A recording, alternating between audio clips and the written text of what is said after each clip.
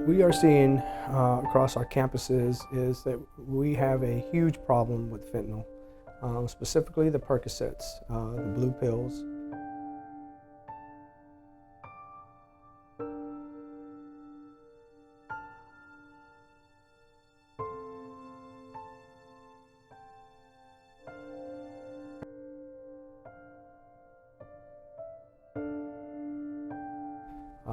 As what we have been seeing campus-wide for last year and this year.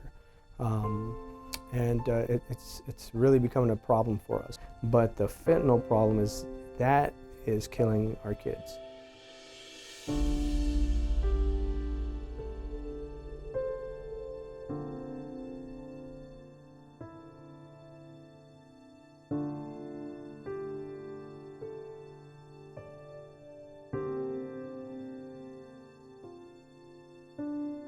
Well, I can tell you that when I get that phone call that a student has passed away, it is tragic.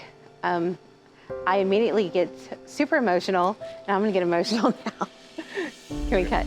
Well, when I get that phone call that a student has passed away, it's tragic. That's a phone call that no principal ever wants to receive. I immediately put myself into a parent perspective. And I think, oh my goodness, a family has gone through such a tragic death of one of their own family members. Well, I feel that same way because here at Lehman, we are a family. Here at Hayes CISD, we are a family, and it really affects everyone. When we go to these types of scenes and we see death, and we see a young, life lost, it affects us. I mean, I have children too. I'm a parent. And these things and the heartbreak that I see in the parents who are experiencing this type of death and seeing their loved one deceased, it is heartbreaking. It is heart-wrenching. And I want everybody to know that we need to stop. It breaks everybody's heart. You as friends, to lose a loved one or to a best friend, it's heartbreaking, and it takes a toll on all our lives.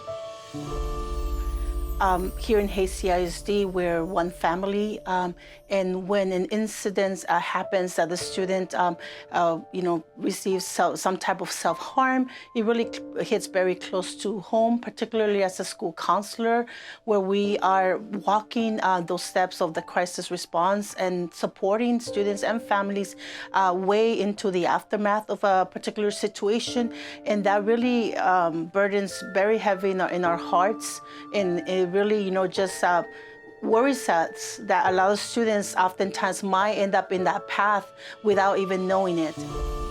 Do not wait, for things to get to a point where you are feeling completely overwhelmed or a high level of anxiety. Come and see us and come and get the support and the help that you need.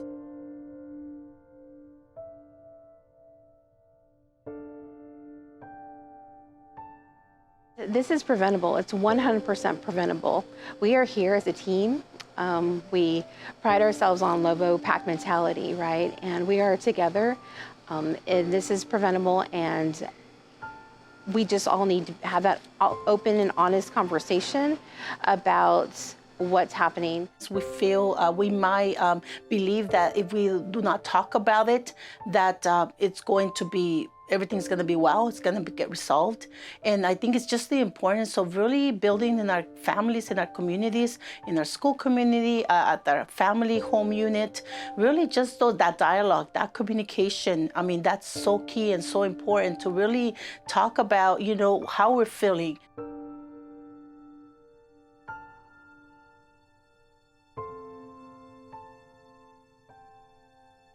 Open your ears and you open your eyes and you hear those conversations happening. I want to make sure that that's all reported. It's not about, snitching out someone or not ratting them out or tattletelling or anything like that. It's about reporting because reporting can save someone's life. You can ask for help. don't be afraid to ask for help. We're young adults in the high school arena, and we need to do adult type things. And sometimes that's letting mom know and letting dad know. Maybe it's grandma or aunt or uncle that there might be a problem. Report out. They could tell any adult. That adult will talk to an administrator, talk to any security detail that's on campus. But more importantly, I just want them to come to somebody. If I'm talking specifically to you that, as a student that might be addicted to fentanyl, please come see us. We're not there to arrest you. We're not there, to give you a hard time, but we want to help you. And we can't help you if you don't let us know that there's a problem there. But give us an opportunity, please.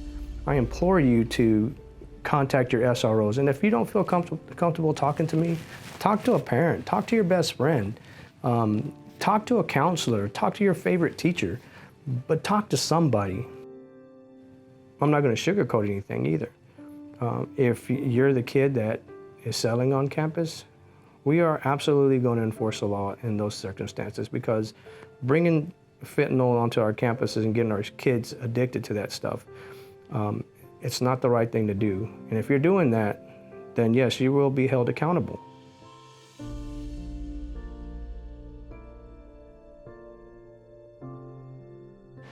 I think it's important for our families to know what to look for if someone has a suspected opioid overdose from fentanyl or any types of drugs.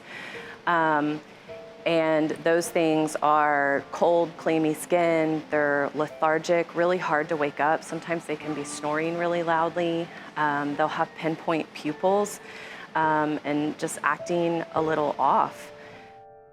It's also important to know how quick a reaction can happen, and that you may take something from a friend in class and go to the bathroom, and 2 minutes later you could pass out, and it may be a little bit before someone finds you.